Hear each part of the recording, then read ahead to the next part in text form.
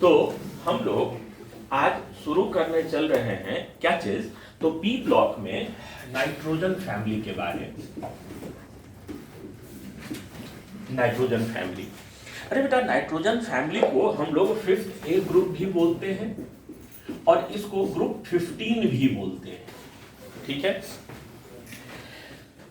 होता क्या है कि नाइट्रोजन फैमिली के मेंबर्स, नाइट्रोजन और फास्फोरस का यूज होता है फर्टिलाइजर के रूप में, नाइट्रेट फर्टिलाइजर के रूप में नाइट्रोजन का और फॉस्फेट फर्टिलाइजर के रूप में फास्फोरस का। तो फर्टिलाइजर के रूप में यूज होने के कारण इसको निक्टोजेन नाम से, इस फैमिली का एक नाम क्या हो जाता है, बी साइलेंट होता है, निक्टोजेन पढ़ते हैं, निक्टोजेन फैमिली भी बोलते हैं। नाइट्रोजन फैमिली को हम लोग एक नाम और क्या पुकारते हैं, निक्टोजेन। जानते हो बेटा, इसके जो मेंबर्स हो जाते हैं वो हो जाता है न, प, अस, सब, बी। नाइट्रोजन, फास्फोरस, आर्सेनिक, एंटीमनी और बिस्मथ, ये इसके मेंबर्स हो जाते हैं। मेंबर्स के बाद सबसे पहले हम लोग चलते हैं साइज के बारे में। तो साइज में कोई भी अनयूजुअल सा चीज नहीं है, सब कुछ ऑर्डर्ड में है। टॉप टू बॉटम साइज बढ़ना चाहिए, बढ़ते जाता है, रेगुलरली बढ़ता है। इनका जो एटॉमिक रेडियस होता है वो होता है 17, 10, 110, 121, 141, 121, 141 और 148। ये इतना पिकोमीटर हुआ करता है, ये इतना पिकोमीटर इसका हुआ करता है। अंत में देखोगे तो इंक्रीज जो है वो बहुत कम का है, अंत वाले में थोड़ा सा इंक्रीज है। माने एंटीमनी और बिस्मथ, एसबी और बिस्मथ का साइज लगभग सेम है। कारण आप लोग जानते हो क्या, यहाँ पर 14 ठो एफ इलेक्ट्रॉन है जो पुअर स्क्रीनिंग लगाकर न्यूक्लियर चार्ज बढ़ा देता है, जिसके कारण साइज में उतना इंक्रीज नहीं देखने को मिलता है जितना होना चाहिए था। साइज से आगे बढ़ते हैं हम लोग, चर्चा करते चलते हैं क्या चीज के बारे में, तो आयोनाइजेशन एनर्जी के बारे में। अरे बेटा एक बात समझना, नाइट्रोजन फैमिली के जो भी मेंबर होते हैं वो हाफ फिल्ड हुआ करते हैं। नाइट्रोजन फैमिली के जो भी मेंबर होते हैं ये क्या हुआ करते हैं, 1s2 2s2 2p3, ये हाफ फिल्ड होते हैं। और हाफ फिल्ड होने के कारण इनका आयोनाइजेशन एनर्जी थोड़ा एलिवेटेड होता है। जानते हो बेटा, नाइट्रोजन फैमिली का आयोनाइजेशन एनर्जी जो होता है न सिर्फ अपने बाद वाले, अपने पहले वालों से तो ज्यादा होता ही होता है, अपने बाद वाले फैमिली से भी ज्यादा हुआ करता है, वो हाफ फिल्ड नेचर के कारण। ये बात समझे, देखना पीरियोडिक टेबल में देखोगे तो ये बोरन फैमिली है, ये कार्बन है, ये नाइट्रोजन है, ये ऑक्सीजन है, ये हैलोजन फैमिली है, ऐसा होता है। तो इधर से इधर आयोनाइजेशन एनर्जी बढ़ना चाहिए, बोरन फैमिली से ज्यादा होगा कार्बन फैमिली का, और कार्बन फैमिली से ज्यादा होना चाहिए नाइट्रोजन का, वो होता भी है। पर नाइट्रोजन से ज्यादा होना चाहिए था ऑक्सीजन का साइज के आधार पर, लेकिन हाफ फिल्ड होने के कारण इन दोनों में एबनॉर्मेलिटी आ जाता है, इन दोनों में ज्यादा आयोनाइजेशन एनर्जी किसका होने लगता है, नाइट्रोजन फैमिली का। एक बात समझना, हाफ फिल्ड हो गए तो इसका मतलब आप थोड़ा सा ज्यादा स्टेबल हो गए, कोई अफलातून हो गए ऐसी बात नहीं है। मेरा कहने का संदेश स्पष्ट है कि ये सिर्फ अपने से बगल वाले से ज्यादा हो जाता है आयोनाइजेशन एनर्जी, हैलोजन से ज्यादा हो गया है ऐसी बात नहीं है। हैलोजन और नाइट्रोजन फैमिली में हैलोजन का ही आयोनाइजेशन एनर्जी क्या हुआ करेगा, सर काहे तो हाफ फिल्ड है। अरे बेटा उधर जाने पे साइज भी तो छोटा होता जा रहा है, उधर जाने पे साइज छोटा होता जा रहा है और न्यूक्लियस में प्रोटॉन की संख्या बढ़ते जा रही है, समझ रहे हो, डबल है, न्यूक्लियस में प्रोटॉन बढ़ते जा रहा है और साइज क्या होते जा रहा है, तो आयोनाइजेशन एनर्जी तो उसका बढ़ना ही बढ़ना था, तो वो हैलोजन का ज्यादा होता है, ऑक्सीजन से सिर्फ इनका ज्यादा हो जाता है। हम कुछ का वैल्यू लिखते चल रहे हैं। अच्छा, टॉप टू बॉटम अगर मूव करते चले तो आयोनाइजेशन एनर्जी क्या होते जाएगा, घटते जाएगा। इसका होता है 1402, इसका जो होता है वो 1402 किलोजूल पर मोल, नाइट्रोजन का फर्स्ट आयोनाइजेशन एनर्जी 1012 947, 1012 आर्सेनिक का 947 हो जाता है, एंटीमनी का ये हो जाता है 834 703, 834 और 70 703 हो जाता है किसका, बिस्मथ का। ये आयोनाइजेशन एनर्जी का वेरिएशन है। सुनो ना, आयोनाइजेशन एनर्जी से हम लोग आगे बढ़े, आयोनाइजेशन एनर्जी से अगर आगे बढ़े तो चलते हैं मेल्टिंग पॉइंट के बारे में चर्चा करने के लिए। सुन बेटा, इस फैमिली में मेल्टिंग पॉइंट का वेरिएशन जो है वो इरेगुलर है। मेल्टिंग पॉइंट का वेरिएशन रेगुलर नहीं है, मेल्टिंग पॉइंट का वेरिएशन इरेगुलर है। नाइट्रोजन गैस है, गैस होने के कारण जाहिर सी बात है उसका मेल्टिंग पॉइंट कम हुआ करेगा। नाइट्रोजन का मेल्टिंग पॉइंट जो होता है वो 63 केल्विन होता है। नाइट्रोजन का मेल्टिंग पॉइंट कितना होता है, और ये फैमिली में सबसे कम है। इस फैमिली में सबसे कम लोएस्ट मेल्टिंग पॉइंट किसका होता है, लोएस्ट मेल्टिंग पॉइंट जो होता है वो किसका हो जाता है, वो हो जाता है नाइट्रोजन का। अरे बेटा जानते हो सबसे ज्यादा मेल्टिंग पॉइंट जो होता है वो किसका हो जाता है, सबसे ज्यादा मेल्टिंग पॉइंट आर्सेनिक का होता है। हाईएस्ट मेल्टिंग पॉइंट जो होता है वो किसका हो जाता है, वो आर्सेनिक का हो जाता है। ठीक है, ये इरेगुलर है, रेगुलरिटी नहीं है, वो ध्यान में रखना है। बात करें हम लोग क्या चीज के बारे में, तो बात करें हम लोग बॉइलिंग पॉइंट के बारे में। बॉइलिंग पॉइंट में कोई इरेगुलरिटी नहीं है। बॉइलिंग पॉइंट जो होता है ऊपर से नीचे आने पर इंक्रीज करते चला जाता है। बॉइलिंग पॉइंट जो होता है ऊपर से नीचे आने पर क्या होते जाता है, इंक्रीज करते चला जाता है। इलेक्ट्रोनिगेटिविटी, नाइट्रोजन पूरे पीरियोडिक टेबल में थर्ड मोस्ट इलेक्ट्रोनिगेटिव है, और टॉप टू बॉटम इलेक्ट्रोनिगेटिविटी का वैल्यू क्या होते जाता है, घटते चला जाता है। टॉप टू बॉटम इलेक्ट्रोनिगेटिविटी का वैल्यू क्या होते जाता है, घटते चला जाता है। ठीक है, चलो हम लोग चर्चा करने चलते हैं क्या चीज के बारे में, तो हम लोग चर्चा करने चलते हैं इनके ऑक्सीडेशन नंबर माने वैलेंसी के बारे में। तो जानते हो बेटा, इनका नॉर्मल ऑक्सीडेशन स्टेट जो है या नॉर्मल वैलेंसी जो है वो 3 है। नाइट्रोजन सिर्फ ट्राई वैलेंसी दिखाता है, जबकि बाकी के फैमिली के पास वैकेंट डी ऑर्बिटल होने के कारण ये लोग पेंटावैलेंट फॉर्म भी दिखाते हैं, ये लोग पेंटावैलेंट फॉर्म भी दिखाया करते हैं। नाइट्रोजन जो है सिर्फ और सिर्फ क्या बनाता है, ट्राइवैलेंट बनाता है। और सुन बेटा, नाइट्रोजन जो है वो छोटा साइज होने के कारण मल्टीपल बॉन्ड बनाने में कैपेबल है, और नेचर में एग्जिस्ट करता है क्या चीज के रूप में, N2 के रूप में। जबकि फास्फोरस या बाकी के मेंबर जो होते हैं वो मल्टीपल बॉन्ड बनाने में सक्षम नहीं है। आपको बताए थे ना पिछले क्लासों में, मल्टीपल बॉन्ड वही बना पाता है जिसका साइज क्या हो, छोटा हो। अरे बेटा, तो जानते हो बाकी के जो एटम होते हैं ना वो टेट्रा एटॉमिक फॉर्म में एग्जिस्ट करते हैं। फास्फोरस जो होता है वो एग्जिस्ट करता है क्या चीज के रूप में, B4, arsenic AS4, antimony SB4। Bismuth जो होता है वो मेटेलिक सॉलिड बनाया करता है, वो मेटेलिक लैटिस बनाकर एग्जिस्ट करता है। कौन, bismuth. Phosphorus P4, arsenic AS4, antimony SB4, इस तरह का स्टेट में वो एग्जिस्ट किया करता है। ठीक है, जानते हो बेटा कहना क्या है हमको, कहना ये है कि बिस्मथ और एंटीमनी एक बड़ा अजीब तरह का नेचर शो करता है, और इसको जरूर जरूर से ध्यान में रखना है। हमने किसका किसका नाम लिया, हमने नाम लिया बिस्मथ का और एंटीमनी का। एक बड़ा विचित्र तरह का टेंडेंसी शो करता है, यह ऑक्सी आयन बनाया करता है। करने का मतलब बिस्मथ का नॉर्मल वैलेंसी कितना है, 3। अब उस 3 में से एक ऑक्सीजन दे दो, डाइवैलेंट वाला एक ऑक्सीजन दे दो, तो अब इसका वैलेंसी कितना रह जाएगा, 1। तो ये इनके ऑक्सी फॉर्म में बिस्मथ और एंटीमनी एग्जिस्ट किया करता है क्या चीज के रूप में, मोनोवैलेंसी के रूप में, मोनोवैलेंट आयन के रूप में ये एग्जिस्ट किया करता है। माने बिस्मथ और एंटीमनी जो होता है वह BiOCl या SbOCl, मोनोवैलेंट आयन के साथ कोई भी एनायन हो सकता है, इस तरह का सॉल्ट भी बनाया करता है। कौन कौन, बिस्मथ और एंटीमनी। किस तरह का सॉल्ट बनाया करता है, इसका मोनोवैलेंट ऑक्सी सॉल्ट भी बनाया करता है। कौन कौन, बिस्मथ और एंटीमनी। ये ध्यान में रखना है। अरे बेटा, ये ध्यान में रखने के बाद चलते हैं हम लोग चर्चा करने के लिए क्या चीज के बारे में, तो चलते हैं चर्चा करने के लिए सबसे पहले इनके हाइड्राइड के बारे में। इस फैमिली के general property, size, electronic configuration, valency, electronegativity, melting point, boiling point, के बाद हम लोग चर्चा करने चलते हैं क्या चीज के बारे में। ये याद रखोगे ना, बिस्मथ और एंटीमनी जो होता है एक अलग सीरीज कंपाउंड बनाता है और वो वहां पर मोनोवैलेंट फॉर्म दिखाया करता है। कब? जब वो ऑक्सीजन के साथ कंबाइन हो, इस तरह का सॉल्ट ये बनाता है। कौन कौन? बिस्मथ और एंटीमनी, ये याद रखना।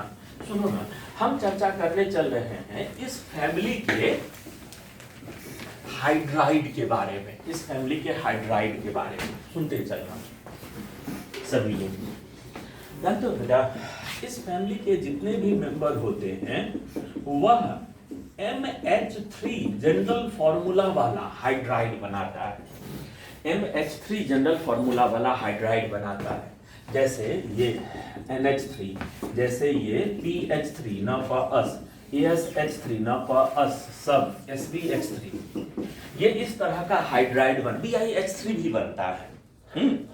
हाइड्राइड के बारे में सबसे पहला बात जो हमको आपके साथ शेयर करना है वो ये है कि हाइड्राइड का, बहुत ध्यान से सुनना, बहुत ज्यादा ध्यान से सुनना, हाइड्राइड का बॉन्ड एंगल जो होता है वह टॉप टू बॉटम आने पर घटते जाता है। हाइड्राइड का जो बॉन्ड एंगल होता है वो टॉप टू बॉटम आने पर क्या होते जाता है? घटते जाता है। जानते हो बेटा, अमोनिया का बॉन्ड एंगल होता है 107.5। PH3 का जो बॉन्ड एंगल होता है वो होता है 93.5। PH3 का बॉन्ड एंगल होता है 93.5 डिग्री, 91.5 डिग्री, और वहां जाते जाते बॉन्ड एंगल जो होता है वो ऑलमोस्ट 90 को टच करने लगता है। यहां आते आते बॉन्ड एंगल जो है वो ऑलमोस्ट टच करने लगता है क्या चीज को? 90 को। ठीक है, सुनो ना, नाइट्रोजन फैमिली के जितने भी हाइड्राइड होंगे उसमें सेंट्रल एटम के पास लोन पेयर हुआ करेगा। नाइट्रोजन फैमिली के जितने भी हाइड्राइड होंगे उसमें सेंट्रल एटम के पास क्या हुआ करेगा? Lone pair. जानते हो बेटा, यह लोन पेयर मौजूद रहने के कारण इनको नेचर में क्या होना चाहिए था? बेसिक होना चाहिए था। यहाँ लोन पेयर मौजूद होने के कारण इनको नेचर में क्या होना चाहिए? बेसिक होना चाहिए। ठीक है, और थोड़ा सा ध्यान से सोच के देखना, ऊपर से नीचे आने पर सेंट्रल एटम का इलेक्ट्रोनेगेटिविटी बढ़ रहा है कि घट रहा है? घट रहा है। तो लोन पेयर देने का टेंडेंसी बढ़ना चाहिए कि घटना चाहिए? बढ़ना चाहिए। तो माने ज्यादा बेसिक होना चाहिए ऊपर से नीचे आने पर, लेकिन होता नहीं है, कम बेसिक होते जाता है। ये हाइड्राइड को कोई कुछ नहीं लिखना, सिर्फ सामने सुनते रहना ध्यान से, एकदम एक टक, मन में कोई दूसरा विचार नहीं, बहुत ध्यान से सुनना। हम लोग जब ऊपर से नीचे आते हैं तो लोन पेयर देने का टेंडेंसी बढ़ना चाहिए, बेसिक स्ट्रेंथ बढ़ना चाहिए, लेकिन होता नहीं है। हाइड्राइड में ऊपर से नीचे आने पर बेसिक स्ट्रेंथ क्या होते जाता है?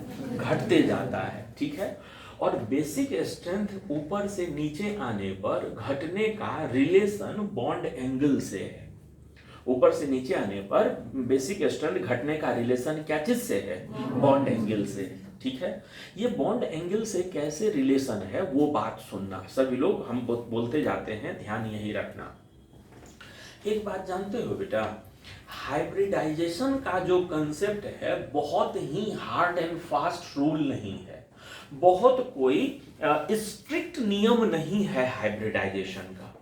हाइब्रिडाइजेशन का कंसेप्ट एक मन गढ़ंत कंसेप्ट है, हाइपोथेटिकल कंसेप्ट है, और जहां पर हमारे थ्योरी को सूट कर रहा होता है, जहां पर हमारे चीजों को सूट कर रहा होता है वहां हाइब्रिडाइजेशन का कंसेप्ट अप्लाई करते हैं, और जहां पर एक्सपेरिमेंटल फैक्ट हाइब्रिडाइजेशन को सूट नहीं कर रहा होता है वहां पर हम लोग बोलते हैं कि हाइब्रिडाइजेशन जैसा कोई चीज नहीं हुआ। एक बात समझ, जैसे मान लो कहीं पर 3 ठो बॉन्ड बना है, मान लो कोई सेंट्रल एटम 3 बॉन्ड बनाए हुए हैं।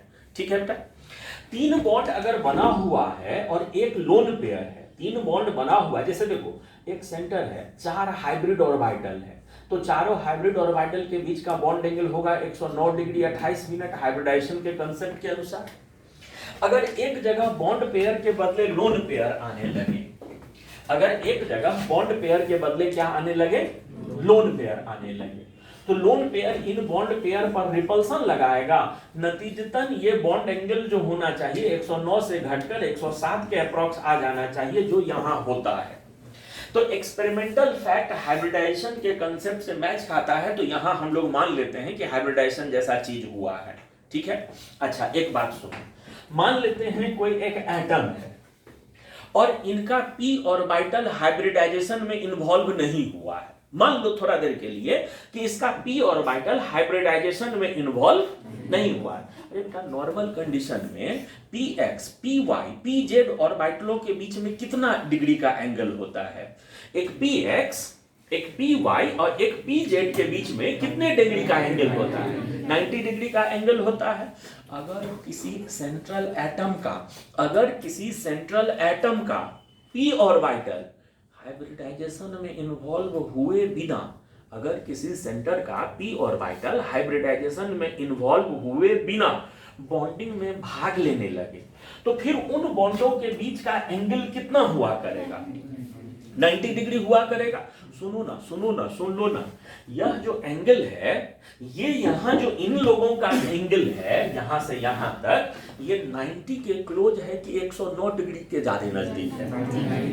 90 के क्लोज है। यहां इनका जो बॉन्ड एंगल है ये 90 के नजदीक है कि इस बॉन्ड एंगल को एक्सप्लेन करना हो कि यहां इतना बॉन्ड एंगल क्यों है, तो हाइब्रिडाइजेशन वाला कंसेप्ट सहायक होगा कि हम लोग ये मानकर बॉन्ड एंगल एक्सप्लेन करेंगे कि यहां हाइब्रिडाइजेशन हुआ ही नहीं है, ये प्योर p ऑर्बिटल है जिसमें ग्रुपों के रिपल्सन के कारण थोड़ा बॉन्ड एंगल बढ़ गया है। इसको ज्यादा अच्छा से एक्सप्लेन इस कंसेप्ट के द्वारा किया जा सकता है कि इस कंसेप्ट के द्वारा? प्योर p ऑर्बिटल ने बॉन्ड बनाने में भाग लिया है इसी कंसेप्ट के द्वारा। जानते हो बेटा, यह बॉन्ड एंगल चिल्ला चिल्ला के कह रहा है कि इनमें बॉन्ड बनने के दौरान हाइब्रिडाइजेशन जैसा चीज नहीं हुआ है। यहाँ पर ये कंसेप्ट खूब चीख कर कह रहा है कि यहाँ पर बॉन्ड बनने के दौरान हाइब्रिडाइजेशन जैसा चीज, अरे बेटा अगर हाइब्रिडाइजेशन जैसा चीज नहीं हुआ है, इसका मतलब p ऑर्बिटलों ने बॉन्ड बनाने में भाग लिया है, तो लोन पेयर कहाँ मौजूद है? S में लोन पेयर कहाँ मौजूद है? फास्फोरस का इलेक्ट्रॉनिक कॉन्फ़िगरेशन ये 15, 1s2, 2s2, 2p6, ये आउटर मोस्ट ऑर्बिटल में 3s2, 3p3, ये तीन ने बॉन्ड बनाने में, 3 बॉन्ड बनाने में भाग लिया। लोन पेयर कहाँ मौजूद है? s orbital. और s ऑर्बिटल जो होता है वो न्यूक्लियस से ज्यादा अटैच होता है। s ऑर्बिटल के इलेक्ट्रॉन जो होते हैं वो न्यूक्लियस के ज्यादा अटैच। यहां पर लोन पेयर हाइब्रिड ऑर्बिटल में है और यहां लोन पेयर s ऑर्बिटल में है। न्यूक्लियस इन इलेक्ट्रॉनों को s ऑर्बिटल में होने के कारण ज्यादा मजबूती से पकड़ के रखता है। यही कारण है कि इनका बेसिक स्ट्रेंथ जो होता है, इनका लोन पेयर देने का जो टेंडेंसी होता है वो कम होता है, जबकि ये लोन पेयर देने का टेंडेंसी जो होता है वो ज्यादा होता है। ये इतना कहानी समझ में आ गया क्या हम कहना चाह रहे थे? ये एक बेसिक कैरेक्टर का बॉन्ड एंगल से क्या रिलेशन है, ये बात समझ गए थे। तो हम लोग चर्चा कर रहे थे कि यहां पर हाइब्रिडाइज, इसका बॉन्ड एंगल साफ साफ इंडिकेशन कर रहा है कि इन हाइड्राइड्स में हाइब्रिडाइजेशन वाला चीज इन्वॉल्व नहीं हुआ है। चलिए हम आगे बढ़ते हैं। बेसिक कैरेक्टर ऊपर से नीचे आने पर क्या होते जाता है? तो बेसिक कैरेक्टर ऊपर से नीचे आने पर डिक्रीज होते जाता है। ठीक है जी। इन लोगों में सबसे ज्यादा बेसिक कौन हो जाता है? अमोनिया। तो बेसिक नेचर जो होता है वो ऊपर से नीचे आने पर डिक्रीज करता है। तीसरा प्रॉपर्टी अगर बात करें तो जानते हो थर्मल स्टेबिलिटी का बात कर रहे हैं। थर्मल स्टेबिलिटी जो हो जाएगा वो ऊपर से नीचे आने पर क्या होते जाएगा? डिक्रीज करते जाएगा। बॉन्ड लेंथ बड़ा होगा तो बॉन्ड कमजोर नहीं होते जाएंगे। बॉन्ड कमजोर होते जाएंगे तो ये जल्दी टूटकर हाइड्रोजन गैस रिलीज करते जाएंगे। सुनो बेटा, अगर कोई भी मॉलिक्यूल जल्दी टूटकर हाइड्रोजन गैस आपके लिए अवेलेबल करवा दे, अगर कोई मॉलिक्यूल जल्दी डिसोसिएट होकर आपके लिए हाइड्रोजन गैस जल्दी अवेलेबल करवा दे, तो उसको हम लोग क्या बोलेंगे? Reducing agent. अच्छा कि खराब? अच्छा। तो ऊपर से नीचे आने पर रिड्यूसिंग प्रॉपर्टी हाइड्राइड का क्या होते जाएगा? बढ़ते जाएगा। ऊपर से नीचे आने पर रिड्यूसिंग प्रॉपर्टी क्या होते जाता है? बढ़ते जाता है। अरे बेटा, रिड्यूसिंग प्रॉपर्टी से के बाद हम लोग चर्चा करें क्या चीज के बारे में? तो रिड्यूसिंग प्रॉपर्टी से आगे बढ़े हम लोग चर्चा करने जाते हैं क्या चीज के बारे में? तो इनके बॉइलिंग पॉइंट के बारे में हम लोग चर्चा करने चलते हैं। इनके क्या चीज के बारे में? बॉइलिंग पॉइंट के बारे में चर्चा करने चलते हैं। सुनो ना, अमोनिया का जो बॉइलिंग पॉइंट होता है ना, वो -33°C होता है। अमोनिया का बॉइलिंग पॉइंट कितना हो जाता है? -33°C। इसका होता है -89। आर्सेनिक का होता है -63। इसका होता है -17 और BiH3 का होता है 9°। BiH3 का होता है कितना? 9° होता है। सुन क्या, -9 और 17 होता, उल्टा लिख दिए हैं। ये -9 और ये प्लस में कितना? 17 हो जाएगा। सुनो ना, अगर हम आपसे पूछें कि हाइड्राइड में सबसे कम बॉइलिंग पॉइंट किसका है, तो क्या बोलोगे? BH3 का। जानते हो बेटा, सुन ना एक बात, बॉइलिंग पॉइंट जो होता है ना, ध्यान से सुनना, किसी भी मॉलिक्यूल का, एलिमेंट में नहीं, किसी भी मॉलिक्यूल का बॉइलिंग पॉइंट डायरेक्टली प्रोपोर्शनल होता है उसके मॉलिक्यूलर वेट के। जैसे जैसे मॉलिक्यूलर वेट बढ़ता जाएगा, बॉइलिंग पॉइंट बढ़ना चाहिए। तो जिसका मॉलिक्यूलर वेट सबसे कम होगा उसका बॉइलिंग पॉइंट सबसे कम होना चाहिए। तो सबसे कम होना चाहिए था अमोनिया का, लेकिन अमोनिया में क्या होने लगता है? Hydrogen bonding. दो मॉलिक्यूल के बीच में क्या होने लगता है? Hydrogen bonding. एक चीज ध्यान रखना, हम लोगों का आदत हो जाता है कि हाइड्रोजन बॉन्डिंग वाला चीज आते ही लगने लगता है कि अब तो ये बहुत ज्यादा हो जाएगा। अमोनिया में हाइड्रोजन बॉन्डिंग होता है, लेकिन हाइड्रोजन बॉन्डिंग वाला फैक्टर इतना डोमिनेटिंग नहीं होता है कि अमोनिया का बॉइलिंग पॉइंट पूरे फैमिली के हाइड्राइड में सबसे ज्यादा करवा दे। इसका जो हो जाता है वो कहां हो जाता है? वो यहां पर हो जाता है। देखो ना, -33 जो हो जाएगा वो यहां, माने इसका बॉइलिंग पॉइंट फॉस्फीन और आर्सिन से ज्यादा हो जाता है। बॉइलिंग पॉइंट वाला वैल्यू एकदम याद रखना। इस पर मेंस पहले EIEEE होता था ना, उसमें 1 या 2 बार इस पर क्वेश्चन आ चुका है, ध्यान में रहेगा। अमोनिया का बॉइलिंग पॉइंट जो होता है, बॉइलिंग पॉइंट का सीक्वेंस ध्यान में रख लो। पहले 2 मेंबर के बाद होता है किसका? अमोनिया का बॉइलिंग पॉइंट होता है, ठीक है। और सबसे ज्यादा बॉइलिंग पॉइंट जिसका मॉलिक्यूलर वेट सबसे ज्यादा है, जिसको होना चाहिए था, उसी का हुआ करता है, ठीक। हम लोग चर्चा कर चुके बेसिक कैरेक्टर के बारे में, हम लोग चर्चा कर चुके थर्मल स्टेबिलिटी के बारे में, हम लोग चर्चा कर चुके रिड्यूसिंग पावर के बारे में, हम लोग चर्चा कर चुके बॉइलिंग पॉइंट के बारे में। अमोनिया जो होता है वो वाटर में हाईली सॉल्युबल होता है, और हाईली सॉल्युबल होने का जो कारण है, वो कारण क्या चीज है? तो वो कारण है हाइड्रोजन बॉन्डिंग। हाइड्रोजन बॉन्डिंग की पॉसिबिलिटी। सुनना बेटा, ये जितने भी हाइड्राइड होते हैं ना, ये जितने भी हाइड्राइड होते हैं, अमोनिया को छोड़ दो तो सब के सब पॉइजनस होते हैं। ये जितने भी हाइड्राइड होते हैं, इसमें अमोनिया को छोड़ दे तो बाकी सारे के सारे क्या होते हैं? पॉइजनस होते हैं। और इन हाइड्राइड का पॉइजनस कैरेक्टर नीचे आने पर बढ़ते जाता है। जैसे जैसे हम लोग नीचे चलते चले जाते हैं, इन हाइड्राइड का पॉइजनस कैरेक्टर भी क्या होते जाता है? बढ़ते चला जाता है। अमोनिया पॉइजनस तो नहीं होता है, लेकिन पॉइजनस से कम बहुत खराब स्मेल होता है, सफोकेटिंग ऑडर होता है। अमोनिया का स्मेल जो होता है वो बहुत ही घटिया, बहुत खराब स्मेल हुआ करता है, ठीक है। तो अमोनिया पॉइजनस नहीं है, लेकिन फिर भी सफोकेटिंग, दम घुटने वाला ऑडर होता है। और बाकी के जो होते हैं वो सब के सब क्या होते हैं? तो पॉइजनस हुआ करते हैं। तो ये हम लोग चर्चा कर रहे थे क्या चीज के बारे में? हम लोग चर्चा कर रहे थे हाइड्राइड के बारे में। अरे बेटा, इस फैमिली के हाइड्राइड के बाद हम चर्चा करने चलते हैं इस फैमिली के ऑक्साइड के बारे में। हम चर्चा करने चल रहे हैं इस फैमिली के क्या चीज के बारे में? ऑक्साइड के बारे में चर्चा करने चल रहे हैं, सुनते चलिएगा। तो देखो, इस फैमिली के ऑक्साइड पर बात करेंगे, इस फैमिली के ऑक्साइड्स के बारे में बात करेंगे। जानते हो बेटा, नाइट्रोजन फैमिली के जितने भी मेंबर होते हैं, नाइट्रोजन फैमिली के जितने भी मेंबर होते हैं, वह 3 जनरल फॉर्मूला वाला ऑक्साइड जरूर बनाते हैं। और वह 3 जनरल फार्मूला वाला ऑक्साइड होता है H2O3, H2O4 और H2O5। ये 3 तरह के ऑक्साइड तो सब बनाता है, H2O4, H2O5 और H2O3, H2O4, H2O5। लोग H2O3 इधर कर देते हैं, H2O3, हाँ ठीक है। ये 3 जनरल फार्मूला वाला ऑक्साइड सब के सब बनाते हैं, ठीक। जैसे अगर नाइट्रोजन का चर्चा करें तो नाइट्रोजन जो होता है वो N2O3, N2O4 और N2O5 बनाता है। वैसे ही फास्फोरस का चर्चा करें तो P2O3, P2O4, P2O5 बनाता है। वैसे ही अगर चर्चा करें तो आर्सेनिक भी इस तरह का बनाता है। आर्सेनिक भी का भी चर्चा करें हम लोग तो H2O3, H2O4, H2O5 बनाता है, सब बनाता है। H2O3, H2O4, H2O5 बनाता है। जानते हो बेटा, फास्फोरस के जो मेंबर होते हैं ना ऑक्साइड, वो मोनोमेरिक फॉर्म नहीं डायमेरिक फॉर्म में एग्जिस्ट करता है। माने P2O3 जो होता है ये दिखता है P4O6 के रूप में, ये दिखता है P4O8 के रूप में, ये दिखता है P4O10 के रूप में दिखता है, ठीक है।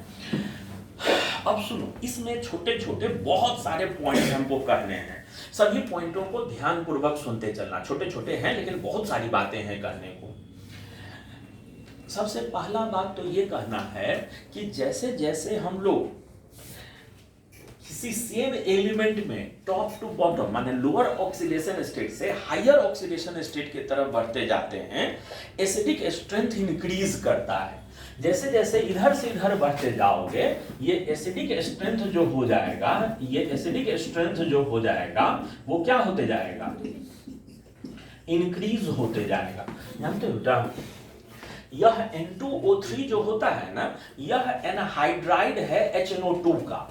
ये N2O3 जो होता है, ये N2O3 जो होता है, यह एनहाइड्राइड है किसका, HNO2 का। सुनो ना, सुन लो ना, HNO2 का 2 मोल ले लो।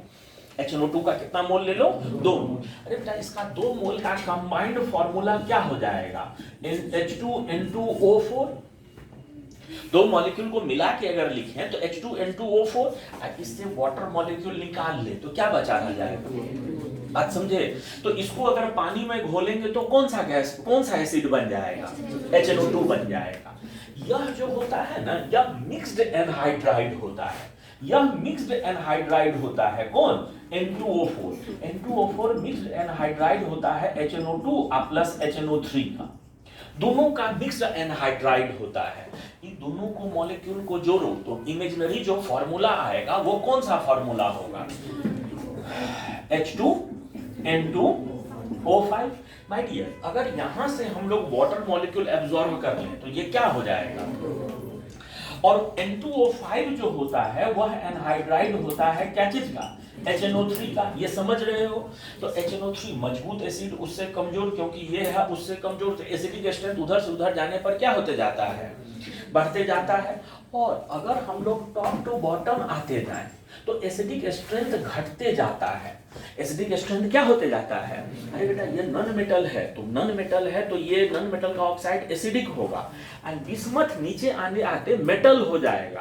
तो मेटल का ऑक्साइड होने के कारण नीचे वाला क्या होता जाएगा, बेसिक। तो ऊपर से नीचे आने पर एसिडिक स्ट्रेंथ जो हो जाएगा, एसिडिक स्ट्रेंथ जो हो जाएगा वो क्या हो जाता है, एसिडिक स्ट्रेंथ डिक्रीज होते चला जाता है। एसिडिक स्ट्रेंथ क्या होते जाता है, डिक्रीज होता चला जाता है। इतना बात समझ गए। जानते हो बेटा, नाइट्रोजन जो है वह इन 3 ऑक्साइडों के अलावा 2 ऑक्साइड और बनाता है। नाइट्रोजन टोटल 5 ऑक्साइड बनाता है। जो 2 ऑक्साइड और बनाता है वो 2 ऑक्साइड होता है NO और N2O। NO को बोलते हैं नाइट्रिक ऑक्साइड, N2O को बोलते हैं नाइट्रस ऑक्साइड। कम ऑक्सीडेशन स्टेट वाले को अस, ज्यादा वाले को इक। कम ऑक्सीडेशन स्टेट वाले को अस और ज्यादा वाले को इक बोला करते। यहाँ नाइट्रोजन का ऑक्सीडेशन स्टेट कम नहीं है, 2 नाइट्रोजन पर -2 है तो एक पे +1 हुआ, तो इसलिए वो अस, ये हो जाएगा क्या चीज, इक। इसका नाम क्या बोलेंगे, नाइट्रिक ऑक्साइड। अब उसका नाम क्या बोलेंगे, इसका नाम क्या है? Nitric oxide. और ये क्या चीज है? Nitrous oxide. जानते हो जानते हो जानते हो, बहुत सा चीज है इन लोगों के बारे में कहने को, हम एक एक करके बोलते चलते हैं।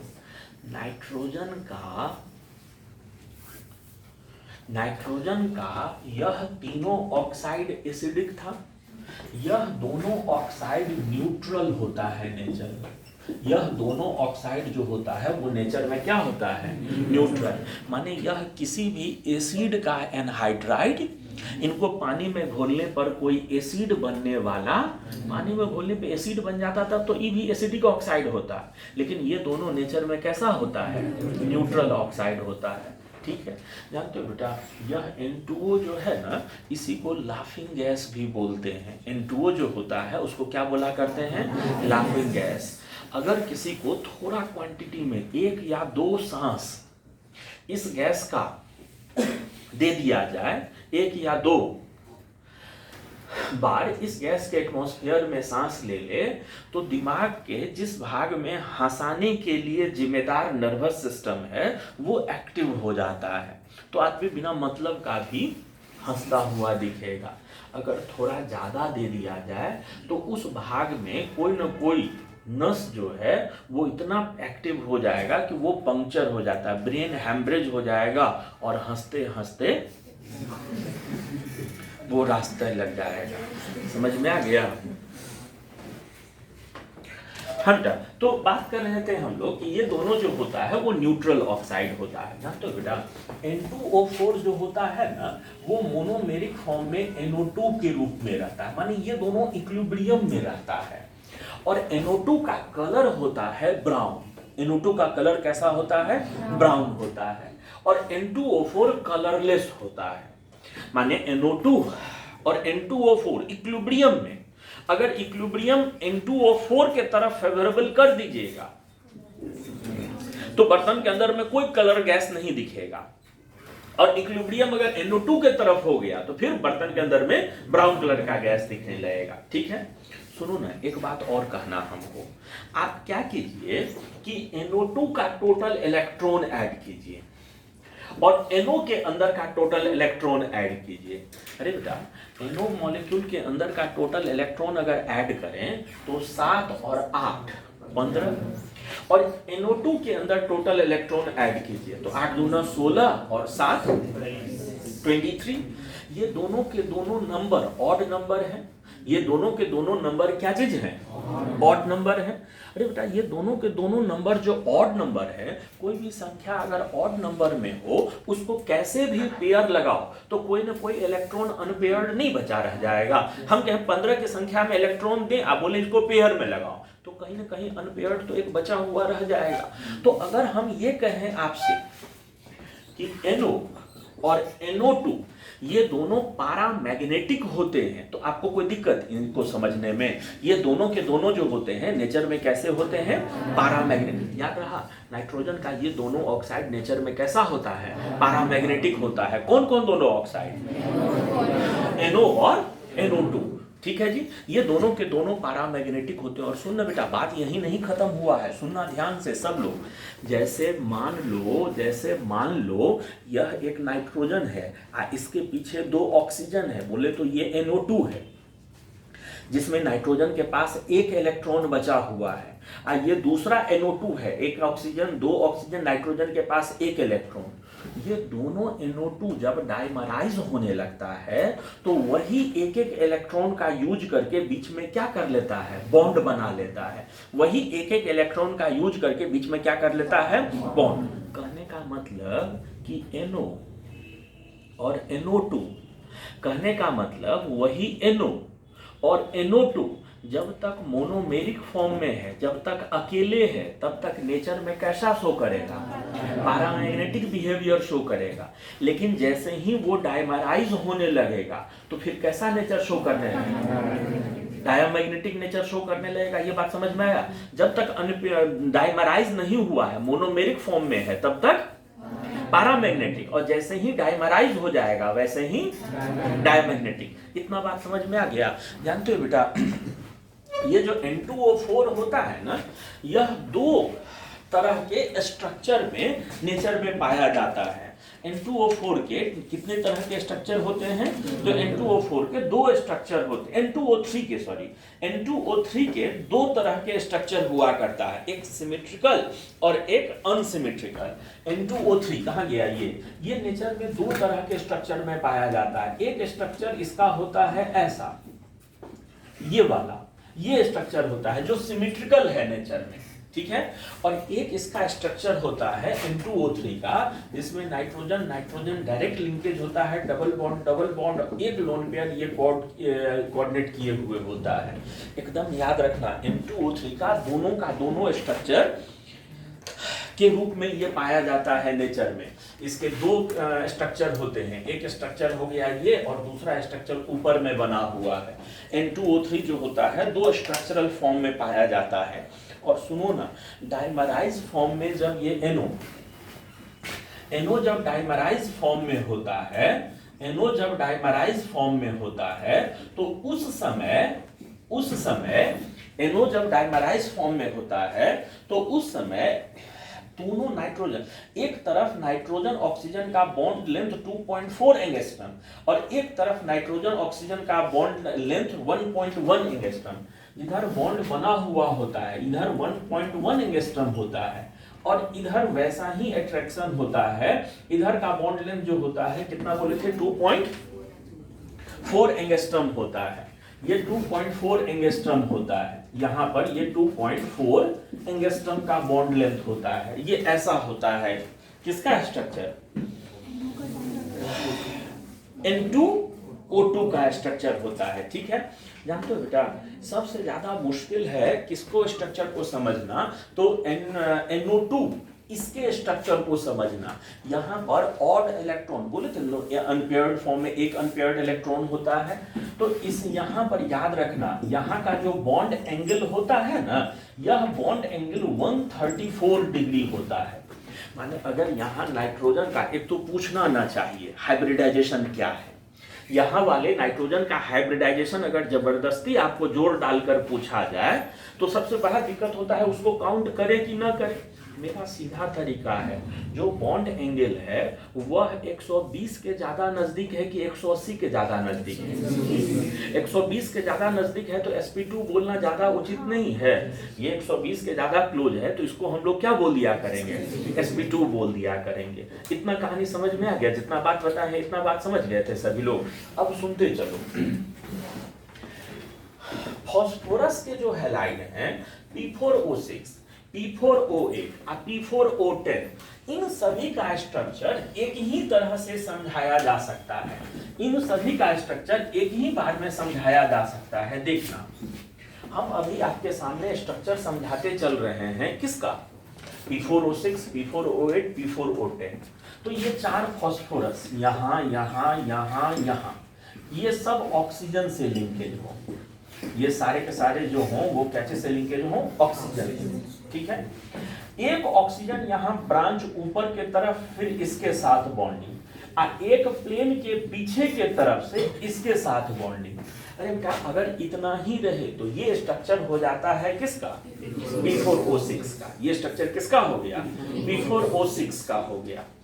अब अगर आमने सामने के फास्फोरस ऑक्सीजन के साथ बैक बॉन्डिंग सहित बॉन्ड बनाए हुए हो तो ये स्ट्रक्चर हो जाता है किसका? P4O8। और ये दोनों भी अगर इन्वॉल्व हो जाए तो ये स्ट्रक्चर होता है किसका? P4O10 का। इनके स्ट्रक्चर पर भी बेस्ड क्वेश्चन पूछे गए हैं, इनके स्ट्रक्चर पर भी बेस्ड क्वेश्चंस पूछे गए हैं, उनको ध्यान में रखिएगा, ठीक है। तो ये हम चर्चा कर रहे थे क्या चीज के बारे में? तो इनके ऑक्साइड्स के बारे में। याद रखना है बेटा, एंटीमनी और बिस्मथ, उनके ऑक्साइड जो होते हैं वो नेचर में क्या होने लगते हैं? वो नेचर में बेसिक नहीं बताए थे, वो नेचर में बेसिक। एक्चुअली अब सुनो एक बात, हम आप लोगों को बहुत प्रेशर डालकर याद करवाए थे कि अल जन सन पब नेचर में क्या होता है? एम्फोटेरिक होता है। लेकिन वहाँ पर एक बात बार बार हम रिपीट किए थे कि हम लोगों को सिलेबस में जितना मेटल पढ़ना है उसमें ये लोग एम्फोटेरिक है। पूरे पीरियोडिक टेबल में यही सब एम्फोटेरिक है ऐसी बात नहीं है। जानते हो बेटा, Sb और Bi ये दोनों के दोनों भी नेचर में कैसे होते हैं? एम्फोटेरिक होते हैं। एंटीमनी और बिस्मथ ये लोग भी नेचर में कैसे होते हैं? एम्फोटेरिक हुआ करते हैं। ठीक है, तो हम यहाँ से आगे चलते हैं, हम यहाँ से आगे की तरफ चलते हैं चर्चा करने के लिए। एक बात याद रखना, N2O3 जो होता है वह नेचर में ब्लू कलर का होता है। N2O3 जो होता है वो नेचर में कैसे कलर का होता है? ब्लू कलर का हुआ करता है। N2O3 का कलर कैसा होता है? ब्लू होता है। ठीक, थर्मल स्टेबिलिटी जो होता है वो ऑक्साइड का वो नाइट्रोजन से लेके बिस्मथ तक घटते चला जाता है। बॉन्ड लेंथ नाइट्रोजन का छोटा होगा, बिस्मथ का बड़ा होगा, तो थर्मल स्टेबिलिटी क्या होते जाएगा? घटते चला जाएगा। लेकिन अगर एक ही ऑक्साइड में रहें तो थर्मली N2O3 जो होता है वो सबसे ज्यादा स्टेबल होता है। N2O3 जो होता है वो थर्मली सबसे ज्यादा स्टेबल हुआ करता है। ऑक्साइड में थर्मली सबसे ज्यादा स्टेबल कौन हुआ करता है? N2O3 हुआ करता है। तो ये हम लोग चर्चा कर रहे थे क्या चीज के बारे में? तो इनके ऑक्साइड के बारे में। ठीक है, ये इनका जनरल प्रॉपर्टीज खत्म हुआ। इंडिविजुअल मेंबर के बारे में इस फैमिली में हम लोग अगले लेक्चर में चर्चा करते हैं। मिलते हैं अगले लेक्चर में।